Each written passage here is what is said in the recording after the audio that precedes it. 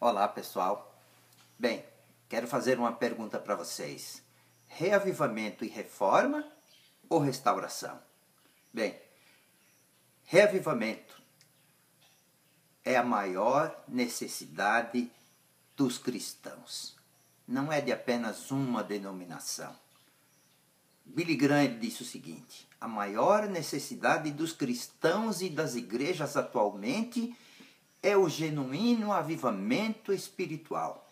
Avivamento que não vem de homens, mas que vem do próprio Deus. O avivamento é a fagulha que incendeia espiritualmente a igreja. Outra escritora conhecidíssima, Ellen White, disse o seguinte: um reavivamento da verdadeira piedade entre nós é a maior e mais urgente de todas as nossas necessidades. Bem, como falar de reavivamento, a maior necessidade da igreja, se esta igreja é Laodiceia? Laodiceia, que é o símbolo da mornidão, que é o símbolo da omissão, que é o símbolo da graça, da indiferença. Como falar de reavivamento se a igreja, independente da sua denominação, ela está na UTI, mas faz muitas coisas na igreja para dar a impressão de que ela está passando por um reavivamento? Ou isso não é verdade? Gente, eu quero dizer para vocês que o púlpito não pode mais ser usado como um palco para simples apresentação de cantores, de cantoras. O púlpito não pode mais ser usado com um objetivo de entretenimento, porque muitas vezes é isso que parece. Eu sei que não é fácil falar dessas coisas, mas também não é possível negá-las.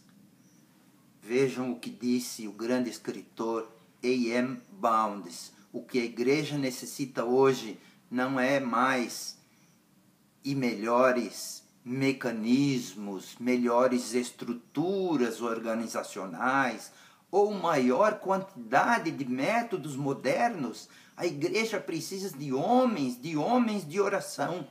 Bem, eu quero falar para vocês sobre 3 necessidades básicas para uma igreja experimentar o que vem a ser reavivamento. E o texto básico para isso é conhecido demais de todos.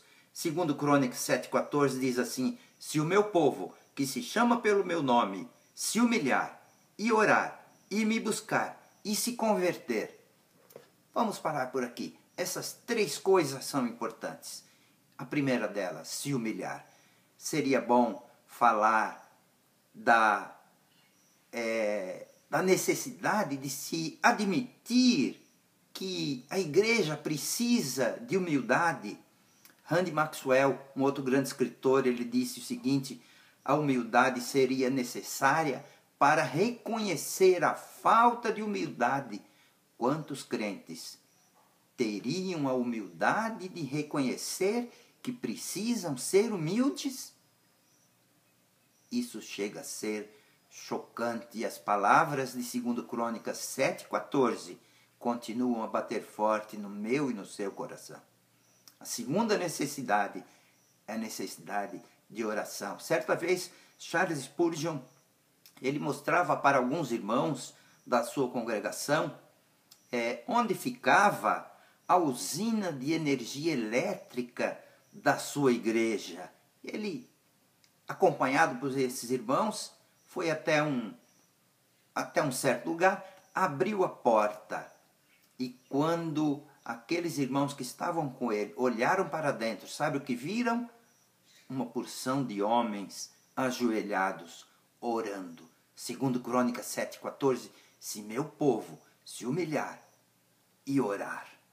Tendo em vista, irmãos, que os cultos de oração são os menos frequentados da igreja, da congregação, que os templos nessas ocasiões estão praticamente jogados às moscas, não podemos deixar de mencionar, e digo isso com tristeza, que os dirigentes, que os pregadores desses cultos de oração acabam demonstrando seu próprio fracasso e o da sua igreja, quando eles falam que para Deus não importa a quantidade, importa a qualidade. Lembram do conhecido verso de Apocalipse 3:20? Eis que estou à porta e bato.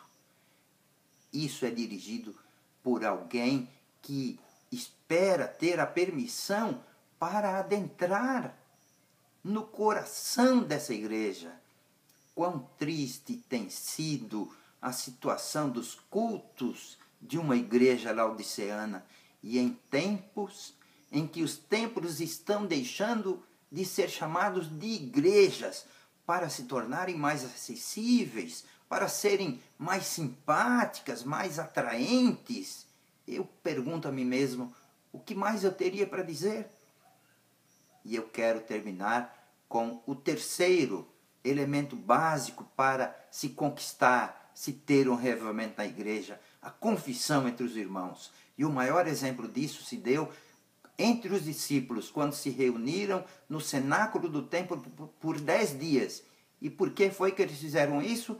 Para se confessarem os seus pecados uns aos outros. Tiago 5,16.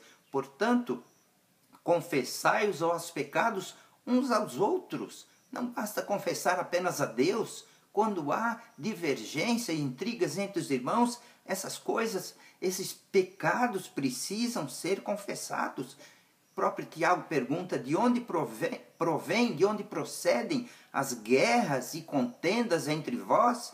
Invejais e nada tendes, viveis a lutar e a fazer guerras. Essas desavenças, meus irmãos, sempre existiram. Entretanto, nesses últimos dias, alcançaram níveis assim alarmantes. As intrigas e contendas, na verdade, têm minado a vida espiritual da igreja. Há igrejas em que há irmãos que não se falam uns com os outros há um bom tempo. Como falar de reavivamento numa igreja assim? Por causa disso, semanas de reavivamento e jejuns promovidos pela liderança dessas igrejas trazem apenas gotas, quando poderiam trazer uma verdadeira chuva do Espírito de Deus. Isaías 58:4 diz: eis que jejuais e orais para contendas e rixas. Jejuando assim, não se fará ouvir a vossa voz do alto. Não faz muito tempo presenciei uma cena que me entristeceu demais. Entristeceu a mim e a igreja propriamente dito. 2 líderes, um homem e uma mulher, eles travaram uma discussão tão acirrada após o culto, feriram-se tanto com palavras tão ásperas, que aquela irmã precisou ser levada a um hospital, porque a sua pressão arterial chegou a níveis elevados, e ela ficou internada ali para se recuperar por 3 dias.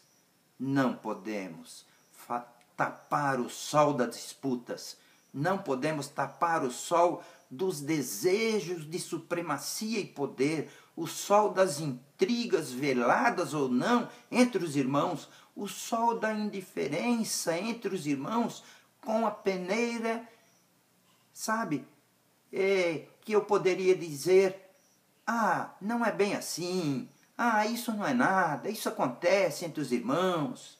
Quero dizer para vocês, sem confissão dos pecados entre os irmãos, a igreja não será curada. Tiago 5,16. Se a igreja está enferma, ela precisa muito mais do que reavivamento e reforma. Ela precisa de cura, ela precisa de restauração. E é sobre isso que eu quero tratar em nosso próximo vídeo. A igreja não precisa apenas de reavivamento. Antes disso, ela precisa ser curada, ela precisa de restauração. E é sobre isso que eu vou falar no próximo vídeo. Não deixe de assistir.